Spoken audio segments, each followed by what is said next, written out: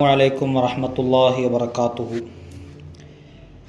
وصلي خمس فروض مع رواتبها وزكي صم وحجج البيت الذي احترما بالاعتمار وزر قبر النبي وتب أكرم أباك وأم الأم صل رحما. മഹാനായ സ്വലാഹുദ്ദീൻ ഇബ്നു സുലൈമാൻ റളിയല്ലാഹു അൻഹു ഒരു വിശ്വാസിയായ ഒരു മനുഷ്യൻ്റെ ദുനിയാവും ആഖിറവും രക്ഷപ്പെടാനുള്ള മാർഗങ്ങൾ നമുക്ക് പറഞ്ഞു തരികയാണ്. അതിൽപ്പെട്ട അടുത്ത ഉപദേശം വസ്വല്ലി, നീ നിസ്കരിക്കണം, ഖംസ ഫുറൂദിൻ, 5 ഫർള് നിസ്കാരങ്ങൾ. ആ 5 ഫർള് നിസ്കാരങ്ങളെ നാം നിർവഹിക്കണം. മഅ റവാത്തിബിഹ, ആ നിസ്കാരത്തിൻ്റെ റവാത്തിബ് സുന്നത്തുകളോടുകൂടെ. ഫർള് നിസ്കാരങ്ങൾക്ക് മുമ്പും ശേഷവുമുള്ള റവാത്തിബ് സുന്നത്തുകൾ നിസ്കരിക്കുന്നതിനോടൊപ്പം ആ ഫർളായ 5 വഖത്ത് നിസ്കാരം നീ കൃത്യമായി നിസ്കരിക്കണം. വസക്കി, നീ സക്കാത്ത് കൊടുക്കണം. സും, നീ നോമ്പ് നോൽക്കണം. വഹജുജിൽ ബൈത്ത, കഅബയിൽ പോയി നീ ഹജ്ജ് ചെയ്യണം. അല്ലതി, എങ്ങനെയുള്ള കഅബ, ഉഹ്തുരിമ, ആദരിക്കപ്പെട്ടതായ ആ കഅബയിൽ പോയി നീ ഹജ്ജും ചെയ്യണം. ബിൽ ഇഅ്തിമാരി, ഉംറയോടുകൂടെ. നിസ്കാരം ദീനിൻ്റെ തൂണാണ്. തൂണാകുന്ന നിസ്കാരത്തിനെ ഒഴിവാക്കിയിട്ട് മുസ്ലിമാണ് എന്ന് പറഞ്ഞു നടക്കുന്നതിൽ അർത്ഥമില്ല. തൂണ് തകർന്നു വീണാൽ പിന്നെ മേൽക്കൂരയ്ക്ക് സ്ഥാനമില്ല എന്ന് പറയുന്നത് പോലെ നിസ്കാരമാകുന്ന ആ ദീനിൻ്റെ തൂണിനെ ഒഴിവാക്കിയിട്ട് മുസ്ലിമാണ് എന്ന് പറഞ്ഞു നടക്കുന്നതിൽ അർത്ഥമില്ല. അതുകൊണ്ട് കൃത്യസമയത്ത് ഫറലായ നിസ്കാരങ്ങൾ നിർവഹിക്കുന്ന വിഷയത്തിൽ നമ്മൾ എപ്പോഴും ജാഗ്രത പാലിക്കണം. പരിശുദ്ധമായ ഖുർആൻ ഫവൈലുൻ ലിൽ മുസല്ലീൻ അല്ലദീന ഹും അൻ സ്വലാത്തിഹിം സാഹൂൻ എന്ന് ഓർമ്മപ്പെടുത്തി. വൈല് എന്ന നരകം നിസ്കരിക്കുന്ന ആളുകൾക്കുള്ളതാണ്. നിസ്കാരക്കാർക്ക് എങ്ങനെയാണ് വൈല് എന്ന നരകം കിട്ടിയത്? അല്ലദീനഹും അൻ സ്വലാത്തിഹിം സാഹൂൻ, അവർ നിസ്കാരത്തിനെ തൊട്ട് അശ്രദ്ധവാന്മാരായിരുന്നു. അതുകൊണ്ടാണ് അവർക്ക് ആ വൈല് എന്ന നരകം കിട്ടിയത്. എന്തുകൊണ്ടാണ്, ഏത് പ്രവൃത്തി കൊണ്ടാണ് സാഹൂൻ, അശ്രദ്ധവാന്മാരാണ് എന്ന് പറയാനുള്ള കാരണം? സാഹൂൻ എന്ന് പറഞ്ഞാൽ മഹാന്മാർ അതിന് വിശദീകരണം കൊടുത്തത് യുഅഖിറൂനഹ അൻ ഔഖാതിഹ, ആ നിസ്കാരത്തിനെ അതിൻ്റെ സമയത്തെയും വിട്ട് പിന്തിപ്പിക്കുന്നവരാണവർ. അതുകൊണ്ടാണ് അവർക്ക് ആ വൈല് എന്ന നരകം കിട്ടാനുള്ള കാരണം. നിസ്കരിക്കാത്തത് കൊണ്ടല്ല, നിസ്കരിക്കുന്നുണ്ട്, പക്ഷേ നിസ്കരിക്കുന്നത് അതിൻ്റെ കൃത്യസമയത്തല്ല, തോന്നിയതുപോലെയാണ്. അതുകൊണ്ടാണ് അവർക്ക് വൈല് എന്ന നരകം കിട്ടാനുള്ള കാരണം. അപ്പോൾ നിസ്കാരത്തിൻ്റെ വിഷയത്തിൽ നല്ല ജാഗ്രത നമ്മൾ എപ്പോഴും പാലിച്ചില്ലെങ്കിൽ അത് നമ്മുടെ ദുനിയാവും ആഖിറവും നഷ്ടപ്പെടാനുള്ള ഒരു കാരണമാണ്. രോഗിയായാൽ പോലും നിസ്കരിക്കണം. നിൽക്കാൻ കഴിയില്ല, ഇരുന്നു കൊണ്ട് നിസ്കരിക്കണം. ഇരിക്കാനും കഴിയില്ല, കിടന്നുകൊണ്ട് നിസ്കരിക്കണം. അങ്ങനെ ഏത് രൂപത്തിലാണോ കഴിയുന്നത് അതുപോലെ നിസ്കരിക്കണം. നിസ്കരിക്കാതിരിക്കാനുള്ള വകുപ്പ് ഇസ്ലാമിലില്ല. അതുകൊണ്ട് ഫർളായ നിസ്കാരങ്ങൾ കൃത്യമായ നിലയിൽ നിസ്കരിക്കുന്ന വിഷയത്തിൽ, നിർവഹിക്കുന്ന വിഷയത്തിൽ നമ്മൾ നല്ല ശ്രദ്ധ പുലർത്തിയില്ലെങ്കിൽ പലപ്പോഴും അത് അപകടം ചെയ്യും. ഫർള് നിസ്കാരം മാത്രം നിർവഹിച്ചാൽ പോരാ, മഅ റവാത്തിബിഹ, ആ ഫർള് നിസ്കാരങ്ങളുടെ മുമ്പും ശേഷവുമുള്ള റവാത്തിബ് നിസ്കാരങ്ങൾ കൂടി നമ്മൾ നിസ്കരിക്കണം. പൂർണ്ണമായിട്ട് റവാത്തിബ് നിസ്കാരങ്ങൾ 22 റക്അത്താണ്. 22 റക്അത്ത്. സുബഹിക്ക് മുമ്പ് 2, ളുഹറിന് മുമ്പ് 4, ശേഷം 4, അസറിന് മുമ്പ് 4, മഗ്രിബിന് മുമ്പ് 2, ശേഷം 2, ഇശാഇന് മുമ്പ് 2, ശേഷം 2 എന്നിങ്ങനെ 22 റക്അത്താണ് റവാത്തിബ് നിസ്കാരങ്ങളുടെ പരിപൂർണമായ എണ്ണം. അതിൽ ഏറ്റവും ചുരുങ്ങിയത് 10 റക്അത്ത് ശക്തമായ സുന്നത്താണ്, മുഅക്കദായ സുന്നത്താണ് റവാത്തിബ് നിസ്കാരങ്ങളിൽ. അതെങ്കിലും ഒരു മനുഷ്യൻ നിർവഹിച്ചിട്ടുണ്ടാവണം. സുബഹിക്ക് മുമ്പ് 2 റക്അത്ത്, ളുഹറിന് മുമ്പ് 2, ശേഷം 2, മഗ്രിബിന് ശേഷം 2, ഇശായിന് ശേഷം 2 എന്നിങ്ങനെ 10 റക്അത്ത് മുഅക്കദായ സുന്നത്ത്, റവാത്തിബ് നിസ്കാരങ്ങളിലെ ശക്തമായ സുന്നത്തുള്ള നിസ്കാരങ്ങളാണ് ഈ 10 റക്അത്ത്. ഇതെങ്കിലും ഒരു മനുഷ്യൻ ചുരുങ്ങിയത് നിർവഹിച്ചിട്ടുണ്ടാവണം. അള്ളാഹുവിൻ്റെ റസൂൽ സല്ലല്ലാഹു അലൈഹി വസല്ലമ തങ്ങൾ പറഞ്ഞു, മൻ സ്വല്ല 12 റക്അത്തൻ ഫീ യൗമിൻ വലൈലത്തിൻ ബുനിയ ലഹു ബിഹിന്ന ബൈത്തുൻ ഫിൽ ജന്ന. ആരെങ്കിലും ഒരാൾ 12 റക്അത്ത് നിസ്കാരം രാവിലെയും രാത്രിയുമായിട്ട്, പകലും രാത്രിയുമായിട്ട് നിർവഹിച്ചാൽ അവന് വേണ്ടി ആ നിസ്കാരം കാരണമായിക്കൊണ്ട് സ്വർഗത്തിൽ ഒരു വീട് പണിയപ്പെടും. അത്രത്തോളം വലിയ മഹത്വമാണ് ആ 12 റക്അത്ത്. നമ്മളിപ്പോൾ പറഞ്ഞതനുസരിച്ച് ഏറ്റവും ചുരുങ്ങിയത് ശക്തമായ മുഅക്കദായ സുന്നത്തുള്ളത് 10 റക്അത്താണ്. അപ്പം എങ്ങനെ 12 റക്അത്താക്കും? നമ്മൾ ളുഹറിന് മുമ്പ് 10 റക്അത്തനുസരിച്ച് നമ്മൾ ളുഹറിന് മുമ്പ് നിസ്കരിച്ചത് 2 റക്അത്താണെങ്കിൽ ആ ളുഹറിന് മുമ്പുള്ളത് 4 ആക്കിയാൽ മതി. ളുഹറിന് മുമ്പ് 4 നിസ്കരിക്കുക, ശേഷം 2 നിസ്കരിക്കുക. അപ്പോൾ 2 റക്അത്തും കൂടെ കൂട്ടി 12 റക്അത്ത്. ആ 12 റക്അത്തെങ്കിലും നമ്മൾ നിർവഹിച്ചാൽ അത് കാരണമായിട്ട് സ്വർഗത്തിലൊരു വീട് പണിയപ്പെടും എന്ന് ഹബീബായ മുഹമ്മദ് റസൂലുള്ളാഹി സ്വല്ലല്ലാഹു അലൈഹി വസല്ലമ തങ്ങൾ നമുക്ക് മുന്നറിയിപ്പ് നൽകുകയാണ്, പഠിപ്പിച്ചു തരികയാണ്. അതുകൊണ്ട് നമ്മൾ ആ വിഷയങ്ങളിലെല്ലാം നല്ല ശ്രദ്ധ പുലർത്തണം. റവാത്തിബ് നിസ്കാരങ്ങൾ നാം കൃത്യമായി നിർവഹിക്കണം. ആ നിർവഹിക്കുന്ന വിഷയത്തിൽ നമ്മൾ എപ്പോഴും നല്ല ശ്രദ്ധ പുലർത്തിയിട്ട് ജീവിക്കണം. അള്ളാഹുവിൻ്റെ റസൂൽ സല്ലല്ലാഹു അലൈഹി വസല്ലമ തങ്ങൾ പറയുന്നൊരു ഹദീസ് ഉണ്ട്, ളുഹറിന് മുമ്പ് 4, ശേഷം 4. ഇത് പതിവായി നിസ്കരിക്കുന്നവർക്കുള്ള മഹത്വം വിളംബരം ചെയ്തുകൊണ്ട് അള്ളാഹുവിൻ്റെ റസൂല് പറഞ്ഞു, മൻ ഹാഫള അല 4 റക്അത്തിൻ ഖബ്ല ളുഹരി വ 4 ബഅദഹ ഹറമഹുല്ലാഹു അലന്നാർ. ആരെങ്കിലും ഒരാൾ ളുഹറിന് മുമ്പ് 4 റക്അത്ത്, ശേഷവും 4 റക്അത്ത് നിർവഹിച്ചാൽ, പതിവായി നിസ്കരിച്ചാൽ, പതിവാക്കിയാൽ, ഹറമഹുല്ലാഹു അലന്നാർ, അല്ലാഹു തആല അവന് നരകം ഹറാമാക്കിയിരിക്കുന്നു. അവൻ നരകത്തിൽ കടക്കുകയില്ല, സ്വർഗത്തിലേക്കാണ്. അപ്പോൾ ഇതിൻ്റെയൊക്കെ അർത്ഥം എന്താ? സ്വർഗത്തിൽ കടക്കുന്ന ആളുകൾക്കേ ഇതെല്ലാം ചെയ്യാൻ കഴിയും. അതുകൊണ്ട് നമ്മളെപ്പോഴും നല്ല നല്ല അമലുകൾ എപ്പോഴും പതിവാക്കിക്കൊണ്ടിരിക്കണം. ഖൈറായ എല്ലാ വിഷയങ്ങളിലും നമ്മൾ ഉണ്ടാവണം. ഇങ്ങനെ റവാത്തിബ് നിസ്കാരങ്ങളടക്കം ഫറളായ നിസ്കാരങ്ങൾ മുഴുവൻ ഒരാൾ കൃത്യമായി നിർവഹിക്കണം എന്ന വലിയ ഉപദേശമാണ് മഹാനവറുകൾ നമുക്ക് നൽകുന്നത്. വസക്കി, സക്കാത്ത് കൊടുക്കണം. സും, റമളാൻ മാസം വന്നാൽ നോമ്പ് നോക്കണം. വഹജുജിൽ ബൈത്തല്ലദി ഹുതുരിമ, ബഹുമാനിക്കപ്പെട്ട ആദരിക്കപ്പെട്ട ആ കഅബയിൽ പോയി നീ ഹജ്ജ് ചെയ്യണം. ബിൽ എഴുത്തിമാരി, ഉംറയോടുകൂടെ. ഹജ്ജ്, ഉംറ, ഇസ്ലാമിൻ്റെ കാര്യങ്ങൾ, ഇസ്ലാം കാര്യങ്ങൾ മുഴുവൻ കൃത്യമായ രീതിയിൽ നിർവഹിച്ചാൽ മാത്രമേ ഒരാൾക്ക് സ്വർഗത്തിൽ കടക്കാൻ കഴിയൂ, ദുനിയാവിൽ വിജയിക്കാൻ കഴിയൂ, ആഖിറത്തിലും വിജയിക്കാൻ കഴിയൂ. അതുകൊണ്ട് ആ ഇസ്ലാം കാര്യങ്ങൾ നാം മുറുകെ പിടിച്ചുകൊണ്ട് ജീവിക്കണം എന്ന വലിയ ഉപദേശം മഹാനവറുകൾ നൽകുകയാണ്. വസുർ ഖബറൻ നബി വതുബ് അക്രിം അബാക വ ഉമ്മൽ ഉമ്മ ബിസിൽ റഹിമാ. വസുർ ഖബറൻ നബി, നബി സല്ലല്ലാഹു അലൈഹി വസല്ലമ തങ്ങളുടെ ഖബറിനെ നീ സിയാറത്ത് ചെയ്യണം. നബി സല്ലല്ലാഹു അലൈഹി വസല്ലമ തങ്ങളുടെ ഖബർ സിയാറത്ത് ചെയ്യൽ ശക്തമായ സുന്നത്താണ്. അത് കൃത്യമായ രീതിയിൽ നിർവഹിക്കണം.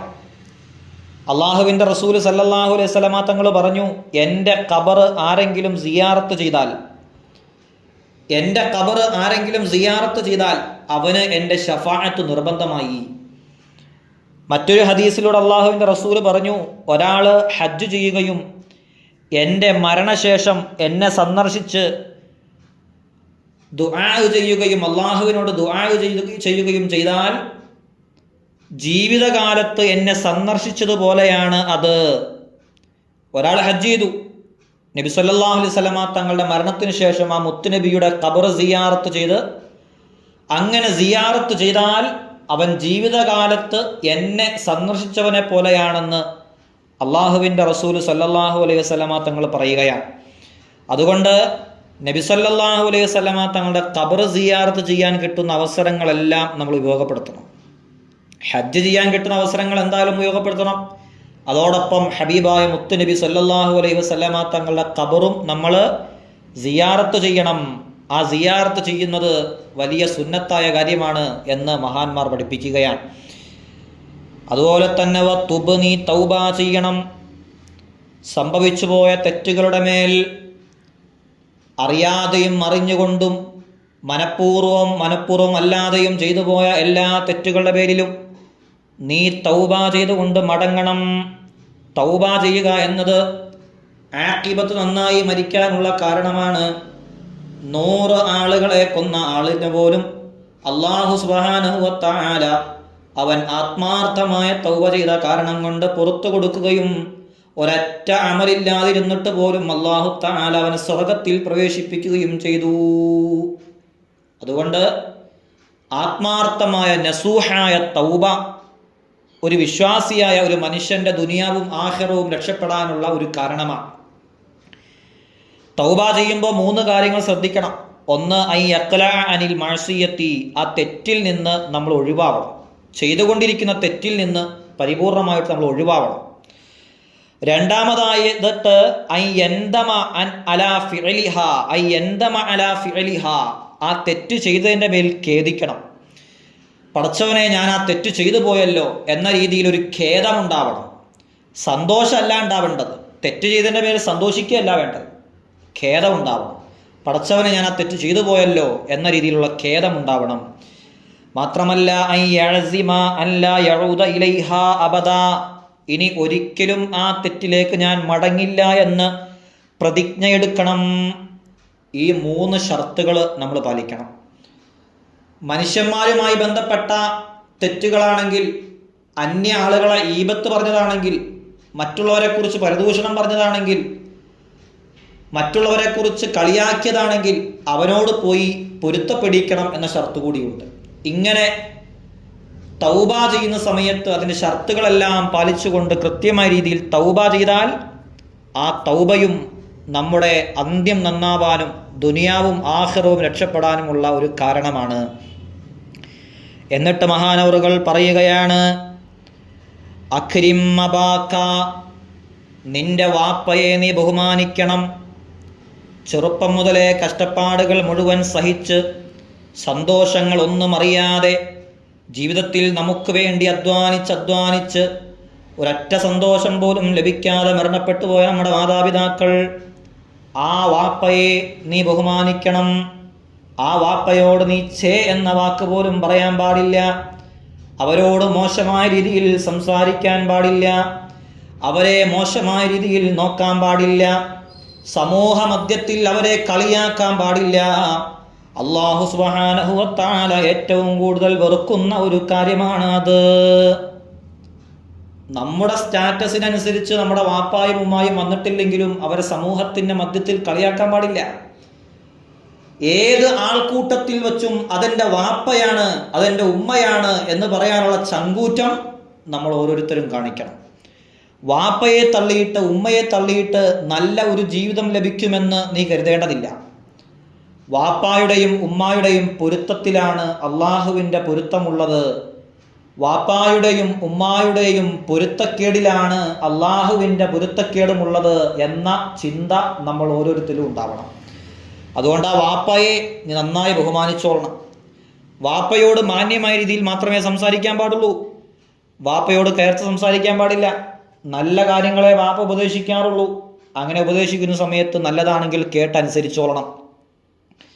ചിലപ്പോൾ നമ്മുടെ ഭാഗത്തായിരിക്കും ന്യായം, എന്നിരുന്നാൽ പോലും വാപ്പയോട് കയർത്ത് സംസാരിക്കാൻ പാടില്ല. പിന്നീട് അതെല്ലാം ശാന്തമായതിനു ശേഷം വാപ്പ, ഞാനത് അങ്ങനെയാണ് ഉദ്ദേശിച്ചിരുന്നത് എന്ന രീതിയിൽ മാന്യമായി സംസാരിച്ച് വാപ്പയുടെ തൃപ്തി നേടിയെടുക്കാൻ നമ്മൾ ഓരോരുത്തരും ശ്രദ്ധിക്കണം. വാപ്പാടെയും ഉമ്മാടെയും മരണത്തിന് ശേഷം പിന്നീട് ഖേദിച്ചിട്ട് കാര്യം ഉണ്ടാവില്ല. ജീവിതകാലത്ത് ചെയ്യാനുള്ളത് ജീവിതകാലത്ത് തന്നെ ചെയ്തോളണം. അതുകൊണ്ട് അക്രിം അബാക്ക, നിന്റെ വാപ്പയെ നീ നന്നായി ബഹുമാനിക്കണം. വ ഉമ്മ, നീ നന്നായി കരുതണം. അൽ ഉമ്മ, നിന്റെ ഉമ്മയെ നീ നന്നായി കരുതിക്കോളണം. ഉമ്മയോട് വർത്തമാനം പറയുമ്പോഴും ശരിക്കും ശ്രദ്ധിച്ചു കണ്ട് വർത്തമാനം പറഞ്ഞോളണം. ഉമ്മയെ നീ നിസ്സാരപ്പെടുത്താൻ പാടില്ല. മാതാപിതാക്കളുടെ വിഷയത്തിൽ നല്ല ഒരു ജാഗ്രത നീ പുലർത്തിയില്ലെങ്കിൽ പലപ്പോഴും അത് അപകടം ചെയ്യും. അള്ളാഹുവിൻ്റെ റസൂൽ സല്ലല്ലാഹു അലൈഹി വസല്ലമ തങ്ങളോട് ഒരു സ്വഹാബി ഒന്ന് ചോദിച്ചില്ലേ, ഞാൻ ഏറ്റവും കൂടുതൽ കടമപ്പെടേണ്ടത് ആരോടാണ്? അള്ളാഹുവിൻ്റെ റസൂൽ പറഞ്ഞു, നിന്റെ ഉമ്മയോടാണ്. ഇനി ആരോടാണ് നബിയെ ഞാൻ കൂടുതൽ വർത്തിക്കേണ്ടത്? അപ്പോഴും പറഞ്ഞു, നിന്റെ ഉമ്മയോടാണ്. മൂന്നാമത്തെ വട്ടവും പിന്നെയും ആവർത്തിച്ചു, നിന്റെ ഉമ്മയോടാണ്. നാലാമത്തെ വട്ടം മാത്രമാണ് നിന്റെ വാപ്പയോടാണ് എന്ന് പറഞ്ഞു. അപ്പോൾ ഉമ്മയുടെ വിഷയത്തിലും നല്ല ഒരു ശ്രദ്ധയുണ്ടാവണം. ഉമ്മയോടും മോശമായ രീതിയിൽ സംസാരിക്കാൻ പാടില്ല. അവരോടൊരു ഛേ എന്ന വർത്തമാനം പോലും നമ്മുടെ നാവിൽ നിന്ന് ഒരിക്കൽ പോലും വരാൻ പാടില്ല. സ്വഹാബികളിൽ രണ്ട് പ്രമുഖരായ സ്വഹാബികളെക്കുറിച്ച് ചരിത്രം പറയുന്നത്, സ്വന്തം മാതാപിതാക്കളോട് ഏറ്റവും അധികം നന്മ ചെയ്തു കൊടുത്തത് അവരാണ്. അത് മഹാനായ ഉസ്മാൻ ബിൻ അഫ്ഫാൻ റളിയല്ലാഹു അൻഹുവും മഹാനായ ഹാരിസത്ത് ബിൻ നുഅ്മാൻ റളിയല്ലാഹു അൻഹുമാണ്. ഈ രണ്ട് ആളുകൾ സ്വന്തം മാതാപിതാക്കളോട് ഏറ്റവും അധികം നന്മ ചെയ്തവരാണ്. ഒരു സ്വഹാബി ഒരിക്കൽ അള്ളാഹുവിൻ്റെ റസൂലിൻ്റെ അടുക്കൽ ജിഹാദ് ചെയ്യാൻ അനുവാദം ചോദിച്ചു കൊണ്ടുവന്നു. പരിശുദ്ധമായ ഇസ്ലാമിന് വേണ്ടി യുദ്ധം ചെയ്യുക എന്നത് ഏറ്റവും വലിയ അമലാണ്. അത്രയും വലിയ ഒരു അമലിന് വേണ്ടി ഒരു സ്വഹാബി അള്ളാഹുവിൻ്റെ റസൂലിൻ്റെ അടുക്കൽ അനുവാദം ചോദിച്ചു കൊണ്ടുവന്ന സമയത്ത് മുത്തുനബി ആ മനുഷ്യനോട് ഒരൊറ്റ കാര്യമേ ചോദിച്ചോളൂ, നിനക്ക് മാതാപിതാക്കൾ ജീവിച്ചിരിപ്പുണ്ടോ? നിന്റെ ഉമ്മ ജീവിച്ചിരിക്കുന്നുണ്ടോ? ആ സ്വഹാബി പറഞ്ഞു, അള്ളാഹുവിൻ്റെ റസൂലെ, എൻ്റെ ഉമ്മ ജീവിച്ചിരിക്കുന്നുണ്ട്. അള്ളാഹുവിൻ്റെ റസൂൽ ആ സ്വഹാബിയോട് പറഞ്ഞു, എന്നാൽ അള്ളാഹുവിൻ്റെ മാർഗത്തിൽ നീ ഇവിടെ യുദ്ധം ചെയ്യാൻ വരുന്നതിനേക്കാൾ ശ്രേഷ്ഠമായത് നിന്റെ മാതാവിന് സേവനം ചെയ്യലാണ്, നിന്റെ മാതാവിന് സേവനം ചെയ്യലാണ് എന്ന് അള്ളാഹുവിൻ്റെ റസൂൽ പറയുകയും ആ സ്വഹാബിയെ ജിഹാദിന് വേണ്ടി തയ്യാറാക്കാതെ തിരിച്ചുവിടുകയും ചെയ്തു. അപ്പം അത്രയും വലിയ സ്ഥാനം മാതാപിതാക്കൾക്ക് ഉണ്ട്. വയസ്സായ മാതാപിതാക്കൾ ഉണ്ടായിട്ട് സ്വർഗം കിട്ടാത്തവൻ അവൻ തുലഞ്ഞു പോകട്ടെ, അവൻ തുലഞ്ഞു പോകട്ടെ എന്ന് അള്ളാഹുവിൻ്റെ റസൂൽ 3 വട്ടം ദുആ ചെയ്തു. വയസ്സായ മാതാപിതാക്കൾ ഉണ്ടായിട്ട് സ്വർഗം കിട്ടിയില്ല, എന്നാൽ അവൻ നഷ്ടത്തിലാണ്, അവൻ തുലഞ്ഞു പോട്ടെ എന്ന് അള്ളാഹുവിൻ്റെ റസൂൽ ദുആ ചെയ്തു. അത്രയും ഗൗരവമാണ് മാതാപിതാക്കളുടെ വിഷയം എന്ന് നാം മനസ്സിലാക്കി അവരോട് നല്ല രീതിയിൽ ബന്ധം പുലർത്തണം. മാത്രമല്ല മഹാനവറുകൾ പറയുകയാണ്, സിൽ റഹിമ, നീ കുടുംബബന്ധം പുലർത്തണം, കുടുംബബന്ധം പുലർത്തണം. നിന്റെ കുടുംബക്കാരോട് നീ മാന്യമായ രീതിയിൽ സംസാരിക്കണം. അവരുടെ ഭാഗത്തു നിന്ന് ഇങ്ങോട്ട് വലിയ അടുപ്പമൊന്നുമില്ലെങ്കിലും നമ്മൾ അങ്ങോട്ട് ചെന്ന് സംസാരിച്ച് ആ ബന്ധമുണ്ടാക്കിയെടുക്കണം. അള്ളാഹുവിൻ്റെ റസൂൽ സല്ലല്ലാഹു അലൈഹി വസല്ലമ തങ്ങൾ പറഞ്ഞു, മൻ കാന യുഅ്മിനു ബില്ലാഹി വൽ യൗമിൽ ആഖിരി ഫല്യസിൽ റഹിമഹു. അള്ളാഹുവിലും അന്ത്യനാളിലും ഒരാൾ വിശ്വസിക്കുന്നുണ്ടെങ്കിൽ അവൻ കുടുംബബന്ധം പുലർത്തട്ടെ, അവൻ കുടുംബബന്ധം പുലർത്തട്ടെ എന്ന് അള്ളാഹുവിൻ്റെ റസൂൽ സല്ലല്ലാഹു അലൈഹി വസല്ലമ തങ്ങൾ പറയുകയാണ്. കുടുംബബന്ധത്തിൻ്റെ വിഷയത്തിൽ നല്ല ജാഗ്രത അതും ആവശ്യമാണ്. അള്ളാഹുവിൻ്റെ റസൂൽ സല്ലല്ലാഹു അലൈഹി വസല്ലമ തങ്ങളും മഹാന്മാരായ സ്വഹാബികളൊക്കെ കുടുംബബന്ധം പുലർത്തിയവരാണ്. പലപ്പോഴും പല സ്വഹാബികളും ഇസ്ലാമിലേക്ക് കടന്നു വന്നപ്പോൾ അവരുടെ മാതാപിതാക്കൾ അപ്പോഴും ആ ശത്രു സംഘത്തിൽ തന്നെയാണ്, അവർ മുസ്ലിമായിട്ടില്ല. എന്നിരുന്നാൽ പോലും ആ മാതാപിതാക്കളോട് കരുണ കാണിക്കണമെന്ന സമീപനമാണ് അള്ളാഹുവിൻ്റെ റസൂൽ സല്ലല്ലാഹു അലൈഹി വസല്ലമ തങ്ങൾ പുലർത്തിയത്. ആ കുടുംബബന്ധം ഒരിക്കലും വിച്ഛേദിക്കാൻ പാടില്ല. കുടുംബബന്ധത്തിൻ്റെ വിഷയത്തിൽ നല്ല ജാഗ്രത അള്ളാഹുവിൻ്റെ റസൂൽ സല്ലല്ലാഹു അലൈഹി വസല്ലമ തങ്ങളും സ്വഹാബികളും കാണിച്ചിരുന്നു. അതുകൊണ്ട് കുടുംബബന്ധം പുലർത്തുന്ന വിഷയത്തിലും നല്ല ഒരു ശ്രദ്ധയുണ്ടാവണം. ഇതെല്ലാം പാലിച്ചുകൊണ്ട് ഒരു മനുഷ്യൻ ജീവിച്ചാൽ അത് കാരണമായിക്കൊണ്ട് തന്നെ അവന് സ്വർഗത്തിലെത്തിച്ചേരാൻ കഴിയുമെന്ന വലിയ ഉപദേശമാണ് മഹാനവറുകൾ നമുക്ക് നൽകുന്നത്. അള്ളാഹു സുബ്ഹാനഹു വ തആല പറഞ്ഞതും കേട്ടതും ഒരു സ്വാലിഹായ അമലായി നമ്മിൽ നിന്ന് കബൂൽ ചെയ്ത് അനുഗ്രഹിക്കുമാറാവട്ടെ. അസ്സലാമു അലൈക്കും വറഹ്മത്തുള്ളാഹി വബറകാതുഹു.